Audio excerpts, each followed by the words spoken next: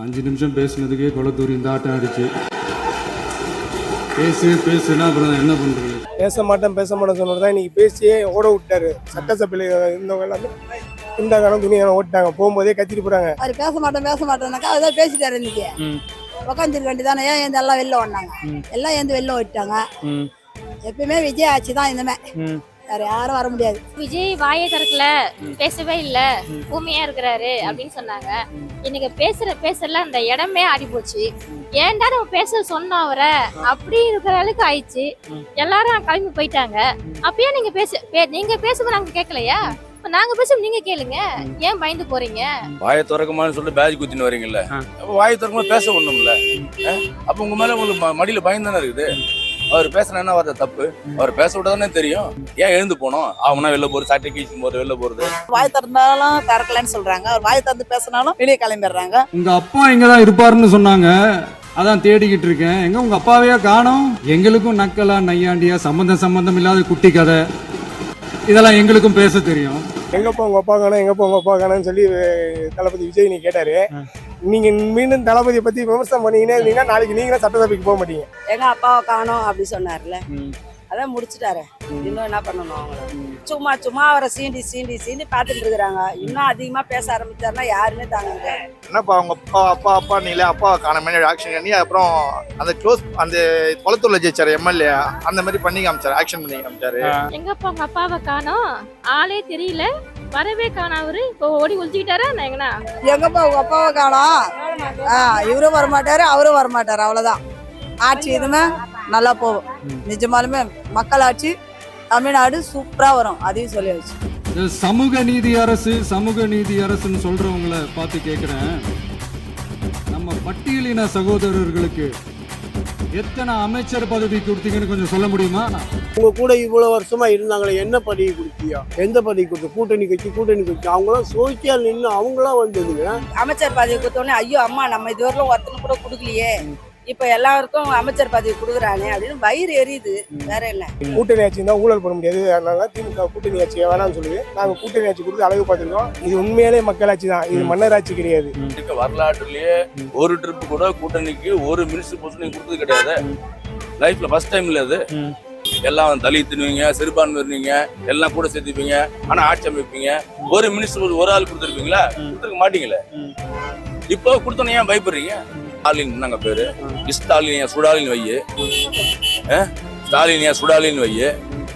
இசு மட்டும் சமஸ்கிருத் தானே, அது தெரியாதா? முன்னாடி நடக்குது மன்னர் ஆட்சி, இப்போ பொதுமக்கள் ஆட்சி. அதையே ஒத்துக்க மாட்டீங்க.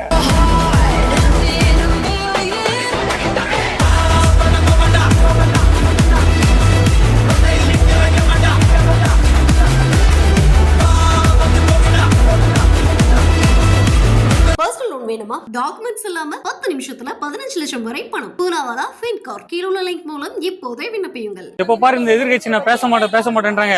நான் 5 நிமிஷம் பேசுனதே குளத்துல ஆட்டம் கண்டிச்சு. ஒன்னு டெய்லியும் பேசுனா உங்க நிலைமை என்ன ஆகுன்னு நினைச்சு பாருங்க அப்படின்னு முதலமைச்சர் விஜய் அவர்கள் பேசியிருக்காரு. அதை பத்தி கேட்டேன். பேச மாட்டேன் சொன்னதுதான் இன்னைக்கு பேசியே ஓட விட்டாரு. சட்டசபையில் இருந்தவங்க எல்லாமே துண்டாக்கான துணியான ஓட்டாங்க. போகும்போதே கத்திட்டு போறாங்க. நான் பேசுறதாச்சும் கேட்டு போங்க சொல்லி நின்று கேளுங்க அப்படின்னு சொன்னாரு. ஒவ்வொரு துறையிலும் ஊழல் பண்ணி வச்சிருக்கீங்க, அந்தந்த துறையில ஊழலை பத்தி சொல்லும் போதே ஓடி போயிட்டாங்க. அவங்க இன்னும் நின்றுந்தாங்கன்னா அவங்க மொத்தமாவே கேள்விட்டு இருப்பாங்க. இப்போ உதயநிதி அவர்கள் டெய்லியும் சட்டசபையில இந்த நையாண்டி கிண்டல்லாம் பண்ணித்தாரு. இன்னைக்கு முதலமைச்சர் விஜய் பதிலடி கொடுக்க விதமா எங்கப்பா உங்க அப்பா காணோம் அப்படின்றாரு. எங்களுக்கே நையாண்டி பண்ண தெரியும், எங்களுக்கு கிண்டல் பண்ண தெரியும். நாகரிகமா பேசுங்க, நாகரிகமா அரசியல் பண்ணுவோம், எங்களோட குறைய எதனா சொல்லுங்க, நாங்க ஏத்துக்கிறோம் சொல்லி பேசியிருக்காரு. நாகரிகமா பேசுறாரு. அரசியல் தெரியாது நீ அரசியலை பத்தி புட்டு வச்சிருக்கிறாரு. இப்போ திமுக தேவையில் தான் ஆட்சி நடக்குதுன்றாங்க. திமுக தேவையில் ஆட்சி நடக்கல, மக்கள் தேவையில் தான் ஆட்சி நடக்குது அப்படின்னு முதலமைச்சர் விஜய் அவர்கள் பதிலடி கொடுத்திருக்காரு. திமுக தான் ஆட்சி நடக்குது. 108 சீட்டு ஜெயிச்சு தனி மெஜாரிட்டில இன்னைக்கு ஆட்சி பிடிச்சிருக்கிறாரு. அப்படி இருந்தா அவங்க கூட்டணி ஆட்சியில வந்தவங்களும் கேட்டிருக்கிறாரு. கேட்டவங்களும் சொல்றாங்க நாங்களே தான் வந்திருக்கோம் சொல்லி நாங்களுக்கு அமைச்சர் பதவி கொடுத்து அழகு பார்த்திருக்கிறாரு. கூட்டணி ஆட்சி அமைக்க முடியாதுன்னு சொல்லி சொன்ன திமுக ஆட்சிக்கு இன்னைக்கு கூட்டணி ஆட்சி தான் தமிழ்நாடு நடக்க முடியும். ஊழல் பண்ண முடியாது, கூட்டணி ஆட்சி தான் ஊழல் பண்ண முடியாது. அதனால திமுக கூட்டணி ஆட்சி வேணாம்னு சொல்லுது. நாங்க கூட்டணி ஆட்சி கொடுத்து அழகு பார்த்திருக்கோம். 8 தலித் மக்களுக்கு இன்னைக்கு 8 அமைச்சர் பதவி கொடுத்துருக்கோம், 4 லேடிஸுக்கு அமைச்சர் பதவி கொடுத்துருக்குறோம். எங்க தலைமையில எல்லாமே நாங்க சிறப்பாக ஆட்சி செய்வோம். எங்க கட்சியில எதுவும் ஊழல் கிடையாது. இது மன்னராட்சியில மனசாட்சி உள்ள மக்களாட்சி அப்படின்னு விஜய் பேசியிருக்காரு. இது உண்மையிலே மக்களாட்சி தான், இது மன்னராட்சி கிடையாது.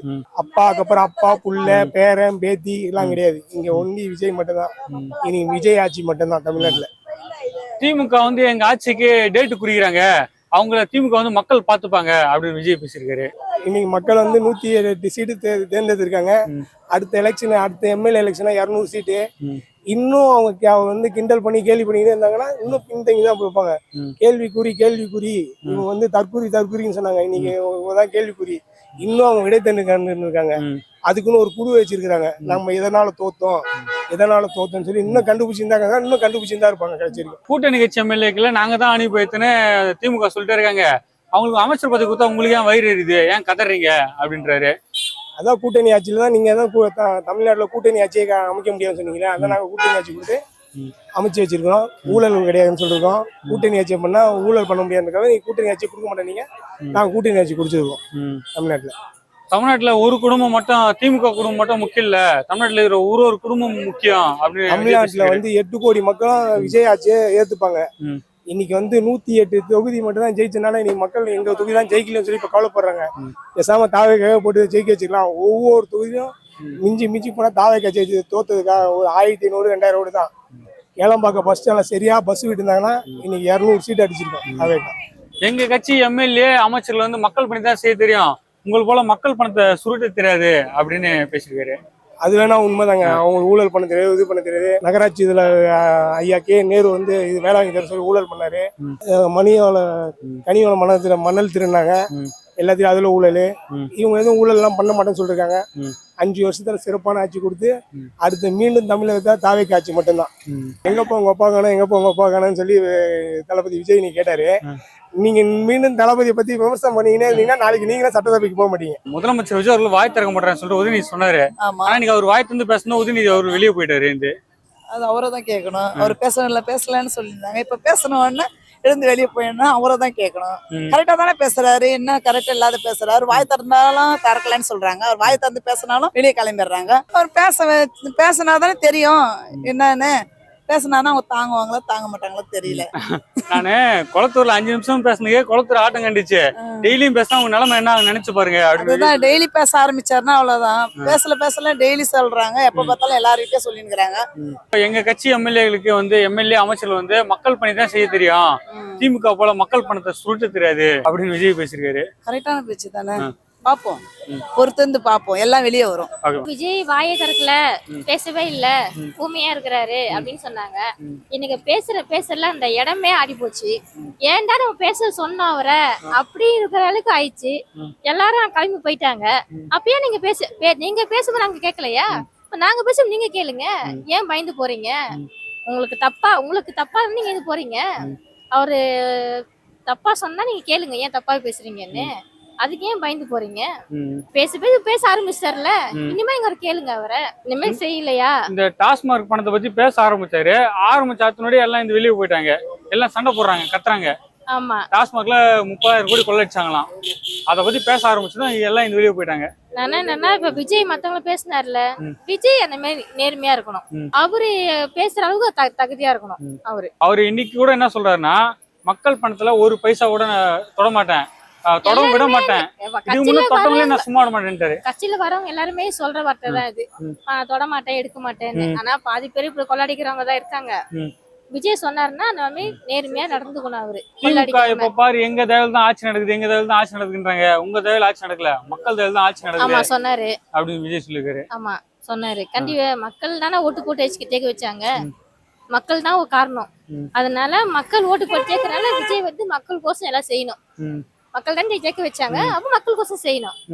அவர் பேச மாட்டேன்னாக்கா அதான் பேசிட்டாரு. இன்னைக்கு உக்காந்துருக்க வேண்டியதானே. ஏன் எல்லாம் வெளில வந்தாங்க, எல்லாம் ஏந்து வெளில விட்டாங்க. எப்பயுமே விஜய் ஆட்சி தான், இனிமே வேற யாரும் வர முடியாது. இப்போ உதயநிதி அவர்கள் சட்டசபையில கிண்டல் கேள்வி பண்ணியிருந்தாரு. அதுக்கு இன்னைக்கு முதலமைச்சர் விஜய் என்ன பேசுறாரு, எங்கப்பா அவங்க அப்பா காணோம் அப்படின்னு சட்டசபையில தேடி இருக்காரு. அது உண்மைதானே, காணொன்னு தேடினது உண்மைதானே. நீ காணோம், அப்பா வரலையா, அப்பா உட்காரலையா அப்படின்னு பாக்குற, அதான் சொல்லலாம். இப்போ தமிழ்நாட்டில் நடக்கிறது மன்னராட்சியில மனசாட்சி உள்ள மக்களாட்சி அப்படின்றாரு. மக்களாட்சி தான். மக்கள் பூரா அவர் பக்கம் தான் இருக்காங்க. எல்லாருமே நான் வாய் திறக்க மாட்டேன் சொல்றாங்க. குளத்துல 5 நிமிஷம் பேசுனதுக்கு குளத்து தொகுதி ஆட்டம் கண்டுச்சு அப்படின்னு முதலமைச்சர் விஜய் அவர்கள் பேசியிருக்காரு. வாயை திறக்கமான்னு சொல்லிட்டு பேஜ் குத்தின்னு வரீங்கல்ல, வாயை திறக்கமா பேச ஒண்ணும்ல. அப்ப உங்க மேல உங்களுக்கு மடியில பயம் தானே இருக்குது. அவர் பேசினா என்ன வார்த்தை தப்பு, அவர் பேச விட்டதானே தெரியும். அதுக்கப்புறம் அவர் பேசிட்டு இருக்காரு, ஒரு வார்த்தை கேட்கணும், அதுல தப்பு இருந்தா அதுக்கப்புறம் நீங்க பதில் சொல்லணும். அதுக்கு சபாநாயகர் என்ன சொல்றாரு, அனுமதி தரேன்னு சொல்றாரு, நீங்க கேட்க மாட்டீங்களே. அப்போ உங்க மேல தப்பு தானே இருக்கு. அப்போ சொல்லுங்க பாப்போம், அவர் மேல என்ன இருக்கு? அவர் என்னென்ன வாக்குறுதி கொடுத்தாரோ பொறுமையா எல்லாத்தையும் பண்றேன்னு சொல்லியிருக்காரு. அது வரை வெயிட் பண்ணணும். ஒரு அறநிலையத்துறை அமைச்சர் இருக்காரு, ரமேஷ் இருக்காரு, அவர் என்ன பண்றாரு, லோக்கல் எம்எல்ஏ வந்து பேரு போடலன்னு சொல்லிட்டு கண்டிக்கிறாரு. அந்த மாதிரி எல்லா விஷயத்திலயும் பொதுநலமா பார்க்கும்போது உங்களுக்கே அந்த ஒரு பொதுநலமா இல்லாம இருக்கீங்க நீங்க. அவரு பேச மாட்டாரு வாய் திறங்க சிஎம் சொல்லிருந்தாங்க. நீங்க ஒரு வாய் திறந்து எழுந்து வெளியே போயிட்டாங்க எல்லாரும். ஏன் போனோம்? உங்களுக்கு பயம் தானே? அப்போ மன்னராட்சி தான் நடக்குது. இப்போ முன்னாடி நடக்குது மன்னர் ஆட்சி, இப்போ பொதுமக்கள் ஆட்சி. அதையே ஒத்துக்க மாட்டீங்க. அப்ப என்ன பண்ண முடியும் சொல்லுங்க பாப்போம். அவர் பேச மாட்டான்னு சொல்லும் போது பேச வச்சா பேசணும். அவர் பேசும்போது ஏன் வந்து இப்ப நீங்க பொறுமையா இருக்க மாட்டீங்க? பொறுமையா தான் கேட்க முடியும். உதயநிதி அவர்கள் டெய்லி சட்டசபையில வந்து இந்த நையாண்டி கிண்டெல்லாம் பண்ணிருந்தாரு. இந்த சோபா மாடல் ஆச்சு, இந்த வாய் திறக்க மாட்டாங்க எல்லாம் பேசினாரு. இன்னைக்கு அது முதலமைச்சர் சொல்லிடுறாரு, எங்க உங்க அப்பா காணோம் அப்படின்னு சட்டசபையில தேடி இருக்காரு. அது வந்து பர்மிஷன் கேட்டு தான் பேசினாரு. அதுவும் பாத்தீங்களா, சபாநாயகர் பர்மிஷன் கேக்குறாரு, நான் ஒரு விஷயத்த பண்ணலாமான்னு கேக்குறாரு, ஒரு குட்டி கதை சொல்லாமான்னு கேக்குறாரு. அது சபாநாயகர் அறிஞ்சு பேசுறாரு. அது அவங்களுக்கு இல்லையா அந்த அக்கறை? ஏன் எழுந்து போனோம்? அவனா வெளில போறது, சட்டை கட்சி போறது, வெளில போறது. ஒண்ணு சட்டசபைக்குள்ள எதிர்கட்சினா உங்களை வந்து முக்கியத்துவம் கொடுத்துட்டு வர வச்சிருக்காங்க. எதிர்க்கு கேள்வி கேளுங்க, கேள்விக்கு வந்து பதில் கொடுத்து ரெடியா இருக்காங்கல்ல. அப்புறம் ஏன் உங்களால முடியல? அப்ப கோழைத்தனம் தானே அது. யோசிச்சு பாருங்க. அதுவும் குறிப்பா அந்த டாஸ்மார்க் போனா 30,000 கோடி திமுக குடும்பத்துக்கு போது சொல்லும் போது தான் அவங்க ஏந்து எல்லாம் வெளில போறாங்க. பயம் இருக்கு. மொத்தம் 11 பிரிவரஸ் டிஸ்டரிஸ் இருக்குங்க. அதுல வந்து 10 வந்து டிஎம்கே இருக்குங்க, 1 வந்து மிடாஸ் இருக்குங்க. அது 1ல வந்து நான் ஓப்பனா சொல்றேன், 20% ஷேர் வந்து இந்த பக்கம் இருக்கு. நான் சொல்லக்கூடாது, சரிங்களா? அப்போ இவங்க எல்லாம் பண்றதுதானே அது எல்லாமே. இப்போ அந்த பார்ட்டி பண்ணுன்னு சொல்லும் போது ஏன் வெளில போறீங்க? அப்படிதான் நடக்குது. ஏன் பயப்படுறீங்க? உண்மைதானே அது. ஆனா அது பாத்தீங்கன்னா திமுக ஆட்சியும் சரி அதிமுக ஆட்சியும் சரி மாற்றி இந்த பார்ட்டி பண்ண பத்தி யாரும் பேசல. இவங்க பேசணும் கோவம் வருது எல்லாரும். எல்லாத்துக்கும் வெள்ளை அறிக்கை வரும்போது பயமா இருக்குது. இப்போ வெள்ளை அறிக்கை வந்து என்ன, இப்போ ஒண்ணு இல்லைங்க, அவர் என்ன சொல்றாரு, நீங்க ஒன்றிய அரசு சொன்னீங்க, அவங்கள ஒன்றிய அரசு சொல்லிட்டாங்கல்ல. ஒன்றிய அரசுன்னு சொல்லிட்டு இன்னைக்கு என்ன ஆகும்னா, பிஎம் ஃபண்டு இவங்க யூட்டிலைஸ் பண்ண ஆரம்பிச்சாங்கன்னா இவங்க கதை காலி. பிஎம் ஃபண்டிங் வந்து ஒரு எம்எல்ஏ ஒரு மினிஸ்டர் வந்து கரெக்டா யூட்டிலைஸ் பண்ண ஆரம்பிச்சாங்கன்னா இவங்களுக்கு ரொம்ப கஷ்டம். ஏன்னா அடுத்தடுத்து உள்ள போவாங்க, 1 2 3 4ன்னு அவங்க ரெடி பண்ணி வச்சிருக்காங்க. பக்காவா இருக்குது. நம்ம ஆட்சி திமுக வந்து டேட் குறிக்கிறாங்க, ஆனா அந்த திமுக மக்கள் பாத்துப்பாங்க அப்படின்னு விஜய் பேசுறாரு. கண்டிப்பா உண்மை தானே. மக்கள் தானே இவங்களை நியமிச்சாங்க. சொல்லுங்க பாப்போம். மக்கள் தான் உங்களை அமிச்சாங்க வெளில, மக்கள் தான் இங்க அமைச்சிருக்காங்க ஐயோரை. ஏன் நீங்க வெயிட் பண்ணுங்க. 40 நாள் தானே சொல்றீங்க, 5 வருஷமா என்ன பண்ணிருந்தீங்க? ஒண்ணும் பண்ணலையே. ஒரு 40 டேஸ்க்குள்ள உங்களுக்கு இவ்வளவு மாற்றம் வரணும்னா எவ்வளவு பண்ண முடியும்? ஒவ்வொன்றா நடந்துதான் இருக்கும். திமுக ஆட்சியில் தான் திமுக தேவையில் தான் இந்த ஆட்சி நடக்குது அடிக்கடி ஸ்டாலின் சொல்றாரு. திமுக தேவையில் நடக்கல, மக்கள் தேவையில் தான் இந்த ஆட்சி நடக்குதுன்னு பதிலடி. கம்யூனிஸ்ட் வந்து அவங்க சுய முடிவுகள் வெளில வந்து சொன்னாங்க, இன்னொரு கம்யூனிஸ்ட் சுய முடிவு வெளில வந்து சொன்னாங்க, விடுதலை சிறுத்தைகள் சுய முடிவு வெளில வந்து சொன்னாங்க. எல்லாம் வெளில வந்து ஆதரவு கொடுத்துருக்காங்க. அப்புறம் என்ன உங்களுக்கு ஏன் பயம் இருக்கு? ஏங்க அடுத்த இடைத்தேர்தல் வந்துனாக்கா 6 சீட்டு வந்துச்சுனாக்கா யாருமே தேவையில்லைங்க. மினிஸ்டர் இருந்தா இரு, இல்லா கட்டி போ, அவ்வளவுதான் முடிஞ்சு போச்சு. விசில் தாங்க. கூட்டணி கட்சி எம்எல்ஏக்களை திமுக தான் அனுப்பணும்னு சொல்றாங்க, ஆனா அவங்க அமைச்சர் பதவி கொடுத்தா நீங்க கதறீங்க அப்படின்னு விஜய் கேள்வி எழுப்பியிருக்காரு. கண்டிப்பா. ஏன்னா உங்க அமைச்சரவையில வந்து நீங்க சிஎம்ஆ இருக்கும் போது இது வரைக்கும் வரலாற்றுலயே ஒரு ட்ரிப்பு கூட கூட்டணிக்கு ஒரு மினிஸ்டர் போஸ்ட் நீங்க கொடுத்தது கிடையாது. லைஃப்ல ஃபர்ஸ்ட் டைம் இல்ல அது. இதுதானங்க பொறிச்சு. உங்க ஆட்சியில இது வரைக்கும் ஒருத்தருக்காவது மினிஸ்டர் போஸ்ட் கொடுத்துருப்பீங்களா? எல்லாம் தலித்துவீங்க, சிறுபான்மையினீங்க, எல்லாம் கூட சேர்த்துப்பீங்க, ஆனா ஆட்சி அமைப்பீங்க.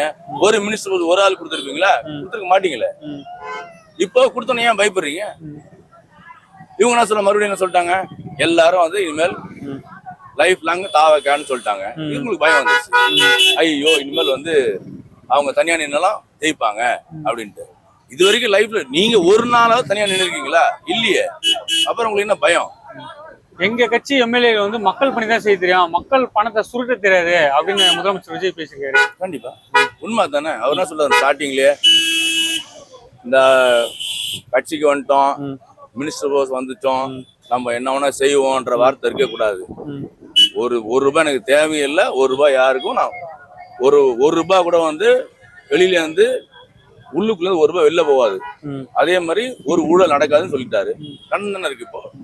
எப்ப பாரு தமிழ் என கூறிக்கொண்டு திமுக இரட்டை வேடம் போடுது அப்படின்னு முதலமைச்சர் விஜய் பேசுகிறாங்க. ஏங்க தமிழ்னா அதுக்கப்புறம் தமிழ்ல என்ன சொல்ல முடியும்? ஸ்டாலின் நாங்க பேரு ஸ்டாலின் சுடாலின் வையே, ஸ்டாலின் சுடாலின் வையே.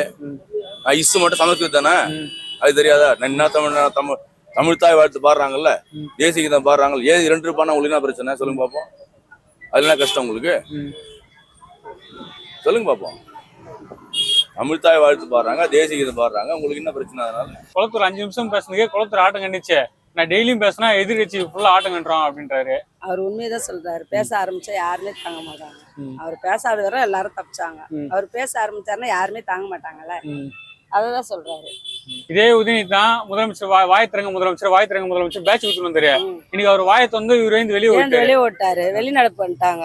இதே வேலைதான் அவங்களுக்கு. பேச சொல்லுன்னு சொல்லுவாங்க, பேசினோடனே எழுந்து ஓட்டிடுவாங்க. அதை பேஸ் பண்ண முடியாது அவங்களால. அதுதான் கரெக்டா முடிச்சு விட்டேன்னு சொல்லிட்டாரு. அப்புறம் என்ன, உங்க அப்பாவே காணோம் அப்படி சொல்லிட்டாருல, எங்க அப்பாவை காணோம் அப்படி சொன்னார்ல, அதான் முடிச்சுட்டாரு. இன்னும் என்ன பண்ணணும் அவங்கள? அது இருந்தும் அவங்க சும்மா அவரை சீண்டி பாத்துட்டு இருக்கிறாங்க. இன்னும் அதிகமா பேச ஆரம்பிச்சாருன்னா யாருமே தாங்க முடியாது. இது மன்னராட்சியில மனசாட்சியில மக்களாட்சி கரெக்டா சொல்லியிருக்காரு. அவங்க 5 பேர் 6 பேர் கொடுத்தா அவர் ஜெயிச்சாரு. நாங்க போட்டிருக்கோம். இன்னும் ஒரு 10 சீட் எக்ஸ்ட்ரா போட்டிருந்தா இவங்கெல்லாம் வாய திறக்காத அளவுக்கு முடிஞ்சது. தெரியாதனமா தப்பு பண்ணிட்டோம் ஜனங்க. இப்பதான் தோணுது தெரியாம பண்ணிட்டாங்க. அதாவது போடாதவங்க யோசிச்சிருப்பாங்க, நம்ம தெரியாம தப்பு பண்ணிட்டோம், விஜய வந்து நம்ம போட்டிருந்தா இன்னும் கொஞ்சம் நல்லா இருந்திருப்போம், ஸ்ட்ராங்கா இருந்திருப்பாரு அப்படின்னு யோசிச்சிருப்பாங்கல்ல போடாதவங்க. இப்ப பாரு ஸ்டாலின் சொல்றாரு எங்க தேவையில தான் ஆட்சி நடக்குது, அதையே சொல்லிட்டு இருக்கிறாரு. ஆட்சி நடக்கல, மக்கள் தேவையில தான் ஆட்சி நடக்குது. கட்சிக்காரங்க அவங்களா தானேப்பா வந்தாங்க.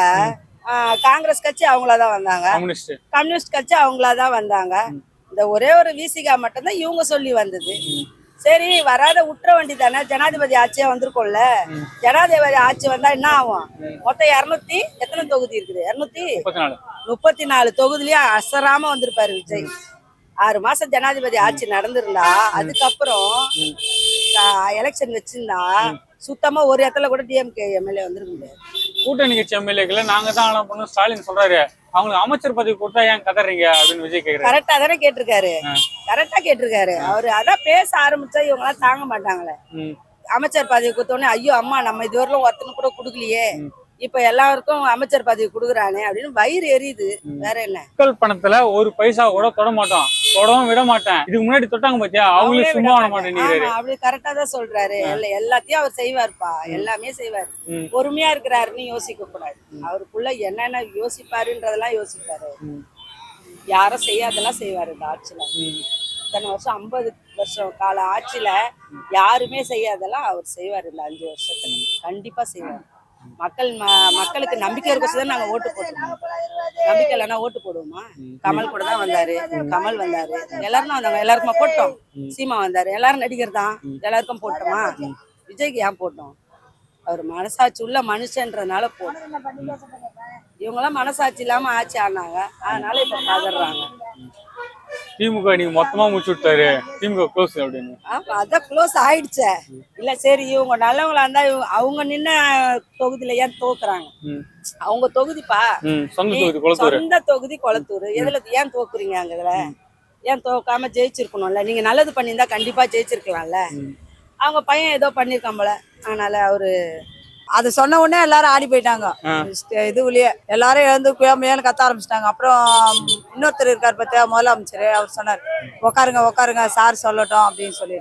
அதுக்கப்புறம் இன்னும் பேசணும்னா இன்னும் என்ன ஆகும்? இது ஒரு 5 நிமிஷம் பேசுறதுக்கே இவ்வளவு ஆர்ப்பாட்டம், இன்னும் எவ்வளவு இருக்குதுன்னு சொல்லிட்டு நிறைய பேசினாரு. நான் 12 மணி வரைக்கும் நியூஸ் பார்த்துட்டு உட்காந்து நான் சொன்னாரு. குட்டி கதை தேடிக்கிட்டே போனாரா. அங்க பார்த்தா எங்க அப்பாவை காணோம்னு சொல்லிட்டு இருந்தாங்களாம். இது நான் வந்து குட்டி கதை தான் சொல்றேன், நிறைய எல்லாம் சொல்லலாம். எல்லாம் விந்து சிரிக்கிறாங்க. ஆஹா பரவாயில்ல அப்படின்னு சொல்லிட்டு எல்லாம் பாராட்டினாங்க. நல்லாதான் இருக்கு, நல்லா போகுது. ஆமா, எனக்கு ஒரு சிரிப்பு. நான் என் பிள்ளைகளை என்னடா நெய்னா இப்படி பேசுறாரு இவரு அப்படின்ட்டு, சினிமாவில் பேசுற அவரே பேசிட்டு இருக்கிறாரு அப்படின்ட்டு. ஆமாம்மா இனிமே அப்படிதான் இருக்கும் நல்லதா இருக்கும் அப்படின்னு சொல்லிட்டு எல்லாம் சொல்லிட்டு இருக்கோம். எங்கப்பா உங்க அப்பாவை காணோம். இவரும் வரமாட்டாரு அவரும் வரமாட்டாரு அவ்வளவுதான். ஆட்சி இதுமே நல்லா போகும். நிஜமாலுமே மக்கள் ஆட்சி தமிழ்நாடு சூப்பரா வரும். அதையும் சொல்லி வச்சு நான் 5 நிமிஷம் குளத்தூர்ல பேசுனதுக்கு குளத்தூர் ஆட்டம் கட்டிச்சு. இன்னும் டெய்லியும் பேசினா உங்க நிலைமை என்ன ஆகும் நினைச்சு பாருங்க அப்படின்னு எதிர்கட்சி பார்த்து பேசியிருக்காரு. ஆனா அவர் உண்மையை தான் பேசியிருக்காரு. சட்டசபையில உண்மையை பேசியிருக்காரு. அவர் பேச மாட்டார்னு இவங்களா தூண்டி விட்டதுனால அவர் எல்லாத்தையும் தெரிஞ்சு அறிஞ்சு இருந்துட்டு ஒன்றும் தெரியலன்னு சொன்னாங்க. அவருக்கு எல்லாமே தெரியும். ஆனா தெரியாத மாதிரி அமைதியா இருக்காரு. ஏன்னா கொஞ்ச நாள் போட்டும் அந்த இதெல்லாம் சரியாவது வரைக்கும் போட்டுன்னு சொல்லிட்டு அமைதியா இருக்காரு. அவர் இன்னும் நல்ல மக்களுக்கு நல்லா செய்யணும், நல்ல வைராக்கியத்தோட இருக்காரு. ஒரே வைராக்கியம் மக்களுக்கு எல்லாப்படியும் நல்லா செய்யணும், மக்கள் காசு ₹1 காசு எடுக்க மாட்டோம் அப்படின்னு சொல்லியிருக்காரு. அதனால அவர் பொறுமையா தான் பேசுவார். ஆனா அவர் பேசுனதுல எந்த இதுவும் இல்லை. அவர் உண்மையை எடுத்து புட்டு வச்சாரு. அதே இது நீங்க சட்டசபையில போய் கேள்வி கேட்டீங்களேன்னு மோதிரம் போடல, செயின் கொடுக்கல, பணம் போடலைன்னு அதே நிலைமையில அவர் போய் ஒரு 35 நாள் தான் ஆயிடுச்சு. இவங்க 5 வருஷம் இருந்தாங்க. என்ன பண்ணாங்க? 5 வருஷத்துல என்ன பண்ணாங்க? அவர் போய் 35 நாள் தான் ஆகுது. அதுக்கு அவரை போய் பேசினோடனே ஏன் நீங்க எல்லாம் எந்திரிச்சு போனோம்? அவருக்கு இதுக்கு எதிர்கேள்வி கேட்க வேண்டியதானே? ஏன் இப்படி பேசிய, எதுக்கு பேசியேன்னு கேட்க வேண்டியதானே? நான் இந்த மாதிரி பண்ணல, இந்த மாதிரி இதுன்னு நிரூபிக்க வேண்டியதானே? ஏன் நீங்கெல்லாம் சட்டசபையை விட்டு போனியோ? அவர் அமைதியா தானே இருந்தாரு. அவர் எந்த இதுவும் பண்ணாம மக்களுக்கு தேவை செய்யணும்னு சொல்லிட்டு எது தேவையோ அதை தான் செஞ்சுக்கிட்டு இருக்காரு பொறுமையா. அவரை போய் சும்மா வாயை திறக்கலாம் அவங்க பேசுறாங்க இவங்க பேசுறாங்கன்னு சொன்னாங்க. முதலமைச்சர் பேசல. அவர் ஏன் பேசாம இருந்தாலும் பொறுமையா இருந்தார். எல்லா நிலவரமும் எப்படி நடக்கு, மக்கள் இடத்துல எப்படி இருக்கு அப்படின்னு பேசினார். மக்கள் பவரா அதிகமா மக்களா தேர்ந்து பார்த்து போட்டி எடுத்திருக்காங்க. மக்களுக்கு நல்ல தேவை செய்யறதுக்காக வேண்டி அவர் போட்டி எடுத்திருக்காங்க. ஆனா அவர் நல்லா செய்வாருன்னு எல்லா மக்களுக்கும் செய்வார். ஆனா கொஞ்சம் டைம் ஆகும். ஏன்னா உடனே எடுத்து எதுவும் செய்ய முடியாது. அதனால பொறுமையா தான் செய்ய முடியும். அதே மாதிரி அவங்கள மாதிரி லஞ்சம் வாங்கிட்டு ஊழல் பண்ணுனா உடனே செய்யலாம். இவர் அந்த மாதிரி ஊழல் பண்ணக்கூடாது, லஞ்சம் வாங்கக்கூடாது, நேர்மையா இருக்கணும், கட்சியினுடைய பேர் நல்லா இருக்கணும், மக்களுக்கு ₹1 காசை வேஸ்ட் ஆகக்கூடாது அப்படின்னு ஸ்கூல் பசங்களுக்கெல்லாம் சைக்கிள் கொடுத்தாங்களே. விஜய் சார் கொடுத்துருக்காரு. எப்படி சைக்கிள் கொடுத்துருக்காரு பார்த்தீங்களா? மக்கள் போனால் எந்த இதுவுமே ஆகாது. அந்த சைக்கிள் போனால் பள்ளத்தில் விழுந்தா உடனே போயிடும். அந்த மாதிரிலாம் செஞ்சிருக்காரு. மக்களுக்கு ஸ்கூல் புக்கு கொடுத்துருக்காரு, பேக்கு கொடுத்துருக்காரு. உதயநிதி அவர்கள் டெய்லியும் சட்டசபையில போயிட்டு பேச மாட்டாரு, சோபா மாடல் அப்படின்னு கிண்டல் பண்ணியிருந்தாரு. இன்னைக்கு விஜய் அவர்கள் அதுக்கு பதிலடி கொடுக்கறதுமா எங்கப்பா அவங்க அப்பா காணோம் அப்படின்னு தேடி இருக்காரு. பதிலடி கொடுக்கும்போது அப்ப நீங்க எதிர்த்து அதே மாதிரி பேசலாம்னா நான் இந்த மாதிரி அவர் ஆதாரபூர்வமா சொல்றாருல, தனிப்பட்ட முறையில சொல்லி எல்லாத்தையுமே ஆதாரமா சொல்றாரு. இன்னென்ன நீங்க ரோடு போடாத ரோட்டை போட்டோன்னு சொல்லி பில்லு சாங்ஷன் பண்ணி நீங்க எடுத்துட்டு போயிருக்கீங்க. இவர் கவர்மெண்ட் பணத்தை கவர்மெண்ட்டுக்கே போய் சேரணும்னு செய்தார். தப்பான இதுல எதுவும் கைச்சி அநியாயமா சம்பாதிக்கணும்னா மக்களுக்கு அவர் சொன்னபடி எல்லாம் நிறைவேற்றிடலாம். அப்படி செய்யக்கூடாது. நேர்மையா செய்யணும், நேர்மையா இருக்கணும். யாரு காசும் ₹1 காசு வேஸ்ட் ஆகக்கூடாது. அதே சொல்லுறாரு அப்படின்னு தான் சொல்றாரு. மக்கள் பணத்துல 1 பைசா கூட தொட மாட்டேன், தொடவும் விட மாட்டேன் அப்படின்னு முன்ன தொட்டாங்க பத்தியா, அவங்களே சும்மா விட மாட்டேன். ஆமா இதுக்கு முன்னாடி கொள்ளையடிச்சு வச்சுக்கோங்க. அவங்க உடனே ஒரு அலாக்காவை போட்டு ஒரு 100 கோடி போட்டு டெண்டர் விடுறாங்க. 50 கோடி அடிச்சுட்டு 50 கோடி போடுறாங்க. மக்களுக்கு போட்டு 100 கோடி கணக்கு காட்டுறாங்க. அந்த மாதிரி இது எதுவுமே செய்யல. அவரு நேர்மையான வழியில தானே சம்பாதிக்கணும், நேர்மையா இருக்கணும். அது மக்களை எந்த தொந்தரவும் பண்ணக்கூடாது, பொதுமக்கள் நல்லா போகணும், நல்லா வரணும், நல்லா இருக்கணும் அப்படின்னு சொல்லிதான் எல்லா மக்களுக்காண்டி தான் அவர் வந்தாரு. ஒரு படம் நடிச்சா 350 கோடி அதே வேண்டான்னு சொல்லிட்டு வந்திருக்காரு. அவர் எனக்கு காசு பணம் தேவையில்லை, என் மக்களை மட்டும் காப்பாற்றணும், எங்க மக்களுக்கு அநியாயம் அக்குருவம் நடக்கக்கூடாது, பொம்பளைங்களுக்கு லேடிஸுங்களுக்கு எந்த தொந்தரவும் நடக்கக்கூடாது அப்படின்னு சொல்லிதான் அவர் வந்திருக்காரு. ரொம்ப சட்டத்தை கொண்டு வந்திருக்காரு, கையில எடுத்திருக்காரு. அநியாயம் அக்குருவம் மேல் நடக்காது, ரவுடி அராஜகம் நடக்காது, சட்ட பஞ்சாயத்து நடக்காது, அண்ணு வெட்டி நடக்காது, எல்லாம் ஸ்கிப் பண்ணிட்டாரு. எங்க போனாலும் நேர்மையா நடக்கும். போனா ஒரு அதிகாரி ஸ்டாலின் அவர்கள் அடிக்கடி சொல்லுவாரு, இந்த ஆட்சி திமுக தேவையில் தான் நடக்குது, திமுக தேவையில் தான் நடக்குது. அதுக்கு விஜய் அவர்கள் சொல்லுவாரு, திமுக தேவையில் நடக்கல, இது மக்கள் தேவையில் தான் ஆட்சி நடக்குதுன்ற. நம்ம மக்கள் தேவையில் தாங்க நடக்குது. மக்களை பார்த்தானுங்க தேர்ந்தெடுத்த மாதிரி தான் நடக்குது. டிஎம்கே இப்போ அவங்க டிஎம்கே செய்து தானே இப்போ நடக்க வேண்டியது தானே, டிஎம்கே ஏன் நடக்கல? இப்போ ஸ்டாலின் இவர் முதலமைச்சராகி 35 நாள் தான் ஆகுது, ஏன் நடக்கல? அவர் எதுவுமே பண்ணல. அவர் பொறுமையா செய்தோம்னு சொல்றாரு, செய்ய மாட்டோம்னு சொல்ல. மக்களுக்கு எல்லா மக்களுக்கும் என்ன குறை இருந்தாலும் நாங்க செஞ்சு தரோம் இல்லைன்னு சொல்ல. ஆனா ₹1 லஞ்சம் வாங்க மாட்டோம், ₹1 காசை வேஸ்ட் ஆக்க மாட்டோம் சொல்லிட்டு இருக்காரு. எங்க ஆட்சிக்கு திமுக நாள் குறிக்கிறாங்க, ஆனா மக்கள் அவங்கள பாத்துப்பாங்க, அதுக்கு நான் எதுவும் பதில் சொல்ல தேவையில்ல அப்படின்றாரு முதலமைச்சர். அது மக்கள் தான் பார்த்துக்கணும். மக்கள் வந்து இனிமேல் இப்போ மாதிரி கம்மியான 107 ஓட்டு தான் 107 ஓட்டு தான் ஜெயிச்சாரு. ஆனா அடுத்த தீர்ப்பு தனி மிசாட்டி ஆயிருப்பார். 144 ஓட்டு 144 ஓட்டு அவர் தான் ஜெயிப்பார். ஏன்னா மக்களுக்கு இன்னும் செஞ்சு இன்னும் இப்போ தான் செய்ய ஆரம்பிச்சிருக்காரு. கொஞ்சம் கொஞ்சமா படிப்படியா ஒரு 6 மாசம் டைம் கொடுத்தீங்கன்னா அதெல்லாம் சரி பண்ணி மக்களுக்கு நல்லா செய்வார். கூட்டணி கட்சி எம்எல்ஏக்களை நீங்க தான் அனுப்புனீங்கன்னு சொல்றீங்க, ஆனா உங்களுக்கு அமைச்சர் பதவி கொடுத்த பிறகு ஏன் கதறீங்க அப்படின்னு முதலமைச்சர் விஜய் அவர் கேட்டிருக்காரு. உங்க கூட இவ்வளவு வருஷமா இருந்தாங்களே, என்ன பதவி கொடுத்தியா? எந்த பதவி கொடுத்த? கூட்டணி கட்சி அவங்களாம் சோசியா நின்று அவங்களாம் வந்ததுங்க. கூட்டணி கட்சியில நின்று இல்லை, அவங்களாம் சோசியலா நின்று வந்தவங்க எல்லாம். நாங்களாம் வாங்கன்னு கூப்பிடுவோம், அவங்களாம் வந்தாங்க, நல்ல பதவி கொடுத்தோம். ஏழை எளிய மக்கள்னு பார்க்காம எல்லாருக்கும் பொறுப்பு கொடுத்து பதவி கொடுத்தோம். நீங்க அப்படி இல்லை, உங்களுக்கு வேண்டியப்பட்டவங்க உங்க சொந்தத்துல தான் எல்லாம் பதவி கொடுத்து உங்களுடைய இதுல ஆதரவு தான் எல்லாம் கைக்குள்ளேயே வச்சிருக்கேன். நாங்க அப்படி இல்லை, பொதுமக்களுக்கு ஒரு மக்கள் தான் அவங்களும். இப்போ கூட்டணியா எம்எல்ஏ மந்திரியா இருக்காங்களே, அவங்களாம் மக்கள். அவங்களாம் ஓட்டு போட்டு மக்கள் தேர்ந்தெடுத்தவங்க தான் அவங்களுக்காக நாங்களாம் கொடுத்துருக்கோம். நாங்கள் அடுத்தவங்க காசு 10 பைசா எங்களுக்கு தேவையில்லை, மக்கள் காசு அப்படின்னு சொல்லி தான் நாங்கள் இருக்கோம். ஆனால் மக்களுக்கு நல்லா செய்வோம். உண்மைதான் அவர் சொன்னது. அவரு ஒன் டைம் தான் போய் வந்தாரு அந்த பிரச்சாரத்துக்கு. அதுக்கே இத்தனை வருஷமா அவரு கிட்டத்தட்ட ஒரு 50 வருஷமா ஃபீல்டுல இருக்காரு. அவரு முன்னாள் முதலமைச்சர் அண்ணன் மு க ஸ்டாலின் அவங்க தோப்பான்னு யாருமே டிஎம்கே பொதுமக்களே எதிர்பார்க்கல யாருமே அவரு தோப்பாருன்ட்டு. அந்த கட்சிக்காரன் இல்லை எல்லாருமே அவரே தோத்தது காரணம் அவர் அங்க போனதால தான். ஏன்னா இப்போ டிவிக்கில் இருக்க எந்த எம்எல்ஏ கேண்டிடேட் யாருக்குமே அந்த ஏரியாவில் இருக்கிறவங்களுக்கு யாரு என்னன்னே தெரியாது. முகம் தெரியாதவங்க தான் நின்னாங்களே. போட்ட ஓட்டு எல்லாமே அங்க நின்ன கேண்டிடேட்டுக்காக 10% தான் ஓட்டு போட்டிருப்பாங்க. 90% அவர் விஜய்க்காக தான் ஓட்டு போட்டாங்களே. ஆனா அவரு தோக்கடிச்சது பெரிய விஷயம் தான். உதயநிதி இந்த 3 நாளா சட்டசபையில கிண்டல் பண்ணியிருந்தாரு, சோபா மாடல் கிண்டல் பண்ணிருந்தாரு. இன்னைக்கு அது பதிலடி கொடுக்கும் விதமா முதலமைச்சர் விஜய் என்ன சொல்லிடுறாரு, எங்கப்பா அவங்க அப்பா காணணும்னு கேட்டிருக்காரு. ஆமா, இப்படி ஆக்ஷன் பண்ணாரு. என்னப்பா அவங்க அப்பா நீங்களே அப்பாவை காண ஆக்ஷன் பண்ணி அப்புறம் அந்த அந்த குளத்தூர்ல ஜெயிச்சாரு எம்எல்ஏ, அந்த மாதிரி பண்ணி காமிச்சாரு, ஆக்ஷன் பண்ணி காமிச்சாரு. பொதுவா எல்லா எதிர்கட்சியுமே இது பண்ணுவாங்க. டிஎம்கேன்றதால இன்னும் கொஞ்சம் பவரா பண்ணணுன்றதுக்காக அவங்களுடைய வெயிட்டை காட்டுறதுக்காக கேக்குறாங்க, கொஸ்டின் கேக்குறாங்க. போன வாட்டி ஏடிஎம்கே அந்த மாதிரி கேட்டிருக்கணும். ஏடிஎம்கே அவங்க கேட்க தவறிட்டாங்க. அதனால இவங்க புதுசா வந்திருக்காங்களே, கத்துக்குட்டி தானே, இவங்களுக்கு என்ன அரசியல் தெரியும்னு டிஎம்கே கேக்குறாங்க.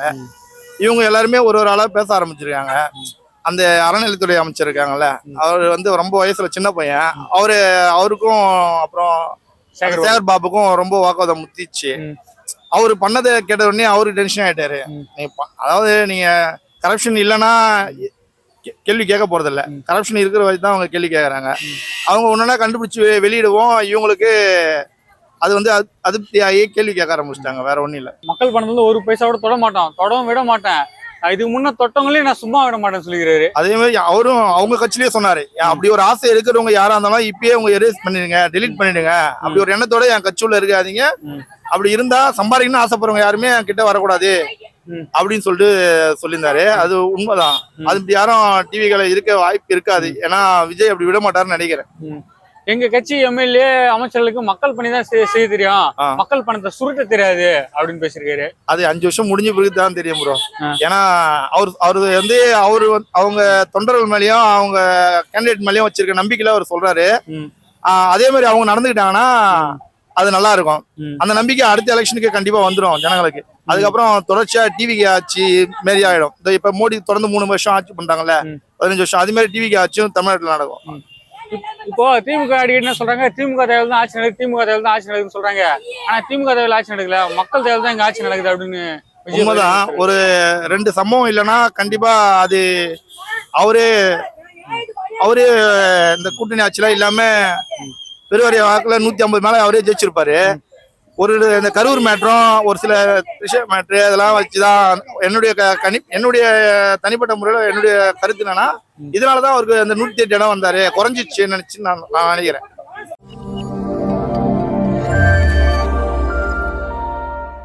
பர்சனல் லோன் வேணுமா? டாக்குமெண்ட்ஸ் இல்லாம 10 நிமிஷத்துல 15 லட்சம் வரை பணம். பூலாவாலா ஃபின்கார். கீழே உள்ள லிங்க் மூலம் இப்போதே விண்ணப்பியுங்கள்.